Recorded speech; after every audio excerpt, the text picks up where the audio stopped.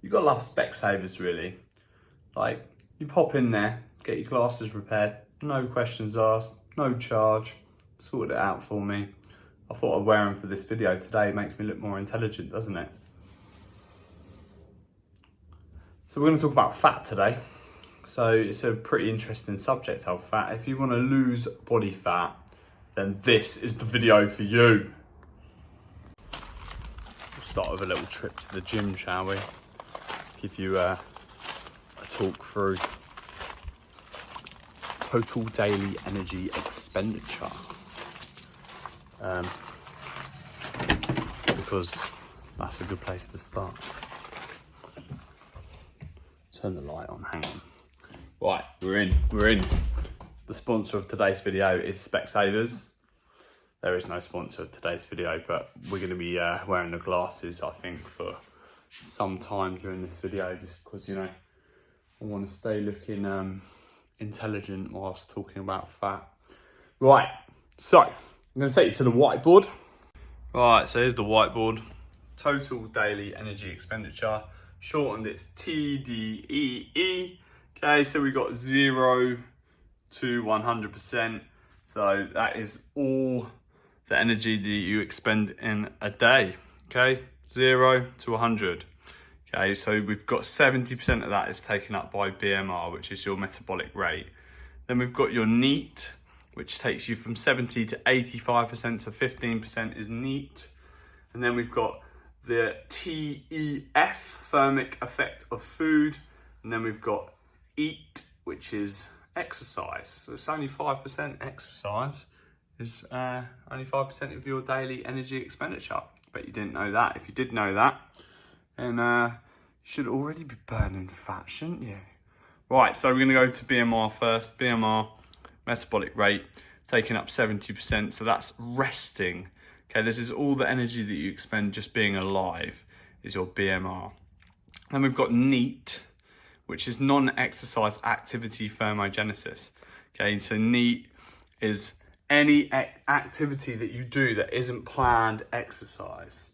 Okay, so that's really simple. So anything that you're doing where you get up, make a cup of tea, fidget around, scratch your nose, itch your bum, all of those things are NEAT, non-exercise activity thermogenesis. Then you've got TEF, which is the thermic effect of food. So that's the energy we burn from eating. Then we've got EAT, okay, which is exercise activity thermogenesis, which is the activity, daily activity. So this all makes up your total daily energy expenditure. I've got a little book name up there for you, which I've written down because I saw that on a podcast today. The Body Holds the Score. I have no idea what that's about. This is the other sponsor for today's video, I think.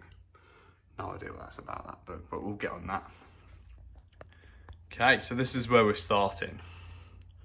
We're going to start with EAT. Okay, so exercise activity thermogenesis is where we're starting today. That's the daily exercise that you do, and it only takes up 5% of your total daily energy expenditure. So you need to remember that all that cardio that you're thinking, oh, I need to be blasting, really doesn't do that much in the grand scale of things. So maybe don't stress too much that if you don't make that daily cardio session. However,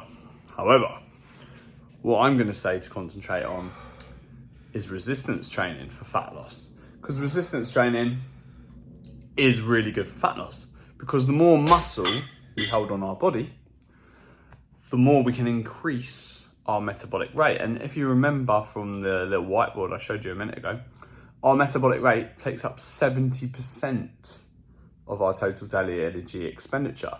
So if we increase our metabolic rate by putting more muscle on our body through resistance training, then we can burn more calories while laying around, which is absolutely fantastic. Because, you know, no one really likes cardio today. Let's be honest. Look at these bikes over here. No one really wants to go on the bike today. Like, do you want to go on the Echo bike? Do you really want to go on there? No, you don't. No, you don't. Lifting weights is more fun. like, some people are going to disagree with that. They're going to be like, no, I like my running. I like my hit bike, but stick to the weights for fat loss, because the more muscle we have, the more energy we're going to burn while we're at rest. Right, so we ditched the glasses and put the hat backwards now because we're getting serious. Moving on to calorie deficit. Actually, wait there. I need to go and change my t-shirt as well for this bit. Here we have it.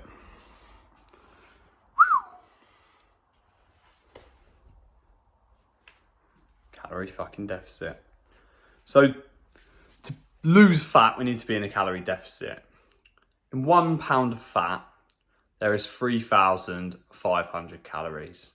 Okay, 3,500. So to lose 1 pound, we need to be in a deficit of 3,500 throughout a week if we want to lose 1 pound a week. Okay, so to do the maths on that, it's 500 calories a day. So 500 times 7 is 3,500. Hats forward now, getting serious. Right, so how do we work out how many calories we're having per day? Because obviously, you know, if you want to create a deficit, then you need to consume less calories. How do we work that out? There's various options. We can use apps like MyFitnessPal. MyFitnessPal is a great app. Try to make sure you're as accurate as possible when you're entering your daily calories into MyFitnessPal. It's pretty decent because you can scan the food. If your food's in a packaging, you can scan the packaging. MyFitnessPal will do all the work for you. It has all the calories on there already. You don't have to enter anything manually if you don't want to. You can look your foods up. And then once you've had that food once, MyFitnessPal remembers the food. Okay, so it remembers what you've put in, and you'll always be able to go back to those meals. So if you're pretty consistent, which will make your life easier, you can easily track your calories. Once you know how to track your calories using MyFitnessPal, then creating that 500 calorie deficit just becomes an absolute breeze. You just know already how many calories you've had, and you start to learn how many calories are in all the foods that you're eating every day.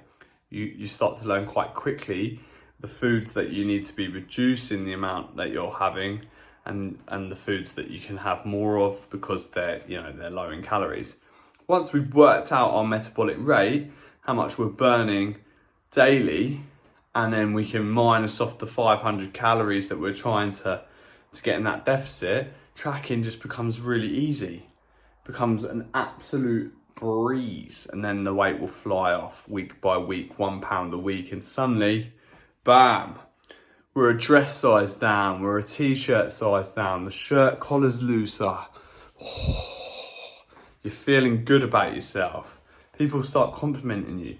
You haven't even had to do that much work. You haven't had to go on the spin bike every day like people keep telling you have to do. You remember we mentioned earlier on the whiteboard, non-exercise activity thermogenesis. Well, this is a huge part to play in the amount of calories we burn each day. And we can increase our non-exercise activity thermogenesis pretty simply. And here's a few methods that you can do. Firstly, try and walk more. If you can hit as many steps per day as possible, then you're going to burn more calories. Just walk everywhere you can, everywhere possible. Steal someone's dog like I have here and go for a nice stroll in the woods, outside, fresh air. When you go to the supermarket, park at the back of the supermarket rather than right at the front. This way you're going to get more steps in when you're walking to the supermarket and when you're walking back with your groceries after shopping. So park at the back, walk further, and then you have to walk back with all your groceries as well, putting in extra steps. When you go shopping and you see a lift, sack off the lift, head to the stairs instead. Walking up and down the stairs every day, extra steps. You don't need to take the lift. We've got legs, we can walk up and down the stairs. It's going to be much better for you. It's going to burn more calories without you even having to go to the gym. You're just going to walk up and down the stairs whenever you go to the supermarket, whenever you go shopping, take the stairs, sack off the escalator. Of course, if you need to use an escalator, then you can if you've got a buggy or something like that. When you're in the kitchen and you're cooking, earn your food. Pop in some squats, pop in some push-ups before you eat every meal. Like, it doesn't take much. You just do 20 reps before every meal, and then you're going to get extra calories burned, and then you can earn your food and really enjoy it.